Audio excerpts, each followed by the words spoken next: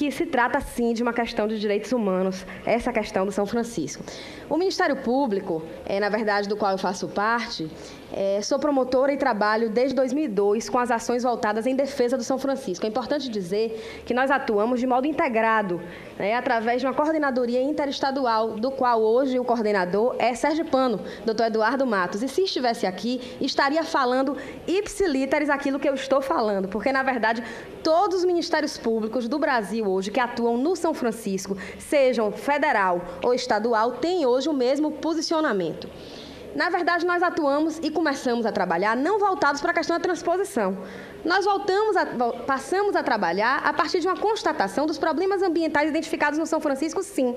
E aí passamos a trabalhar com agrotóxico, com esgotamento sanitário, com resíduos sólidos, com toda uma problemática que envolve hoje a degradação da bacia do São Francisco. Então, nós atuamos e hoje podemos dizer que conhecemos os problemas e buscamos a solução e a responsabilidade dos atores causadores de danos ambientais na bacia. Basta dizer que na Bahia nós trabalhamos e visitamos já pessoalmente, junto com promotores de justiça e órgãos ambientais, 112 dos 115 municípios da Bahia, da bacia do São Francisco. E tanto assim que o Ministério da Integração, inclusive, tem prestigiado, e temos aqui hoje a coordenadora da revitalização, do Ministério da Integração do São Francisco, que é Carla Arnes, e também Rosalvo, que participam sempre das audiências públicas que nós fazemos na comunidade local. Então, nós trabalhamos em defesa da bacia do São Francisco. Por isso, não nos furtamos a conhecer a problemática e a questão trazida pela transposição do São Francisco. Bom, após buscar conhecer o projeto de transposição, e fizemos isso com muito cuidado, ouvindo o ministro Ciro Gomes na época, ouvimos técnicos do Ministério da Integração, o Ministério Público Federal reuniu todos os promotores e procuradores da República e os técnicos do Ministério Público tiveram uma análise crítica sobre os estudos de impacto ambiental apresentados no projeto.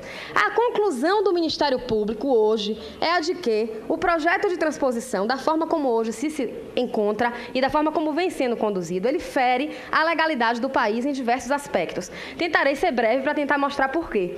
Em primeiro lugar, poderemos dizer que ele fere, sim, o próprio Estado democrático de direito e separaria Estado de direito e Estado democrático para tentar demonstrar nesse momento.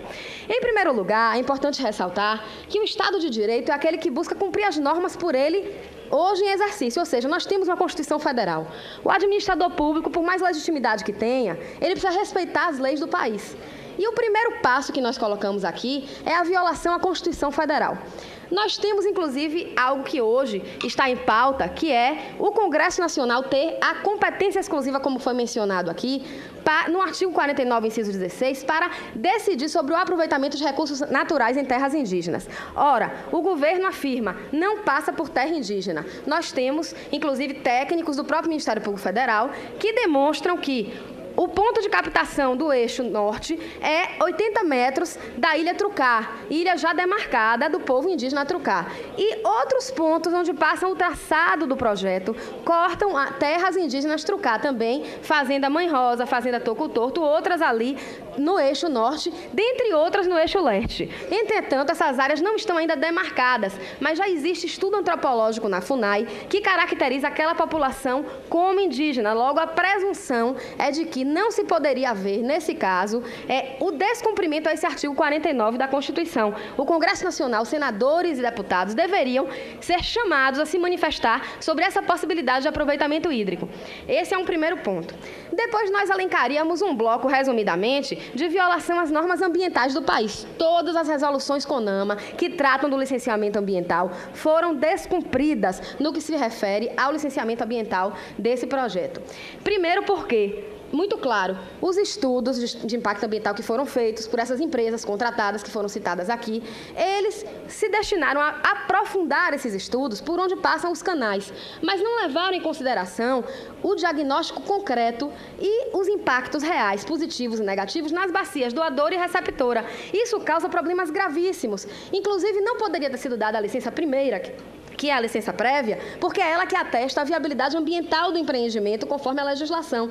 E, na verdade, as falhas dos estudos são no meio físico, no meio socioeconômico, no meio biótico, e a gente poderia elencar uma série deles. Isso está colocado em notas técnicas do Ministério Público Federal, que estão à disposição dos senadores, e eu fiz questão de escrever um artigo mostrando esses aspectos jurídicos do projeto de transposição, citando aqui algumas partes do próprio parecer do IBAMA, que está sendo distribuído aos senadores e aos demais presentes, para depois, com calma, cada um também poder ler isso, né? Mas no parecer 31/2005 do IBAMA, que trata do assunto, são elencadas as fragilidades do estudo de impacto ambiental pelo próprio órgão. Contraditoriamente, a licença prévia foi emitida, né? Buscando colocar outras condições de novos estudos, postergando para a nova fase e possibilitando a licença de instalação. Bom, isso significa dizer que há fragilidades na compreensão de que reais impactos existirão com a implementação do projeto de transposição. E existem alguns que nós já conhecemos, impactos negativos, sim, na área ambiental. Mas existem outros impactos que precisariam de novos estudos que não foram efetivamente feitos.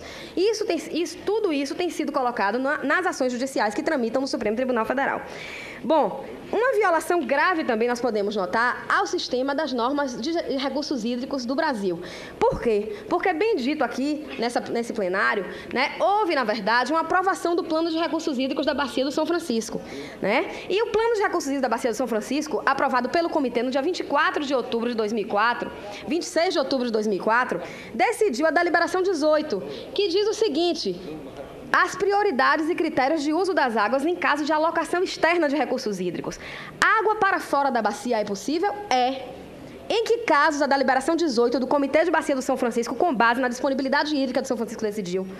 Apenas para consumo humano e animal, comprovada escassez. Então, foi dito aqui, esses outros usos econômicos, é legítimo que se pleiteie água do São Francisco para usos econômicos? É. Mas pela decisão do comitê, no Plano de Bacia do São Francisco, que foi aprovado pelo Comitê de Bacia do São Francisco, não pode, por quê? Pela condição hoje de disponibilidade hídrica da Bacia do São Francisco. É isso que está lá no plano da Cenal. Pode ser que isso mude na revisão do plano, mas hoje o plano de bacia está sendo descumprido. E isso também é objeto de apreciação de diversas ações judiciais que estão no Supremo Tribunal Federal.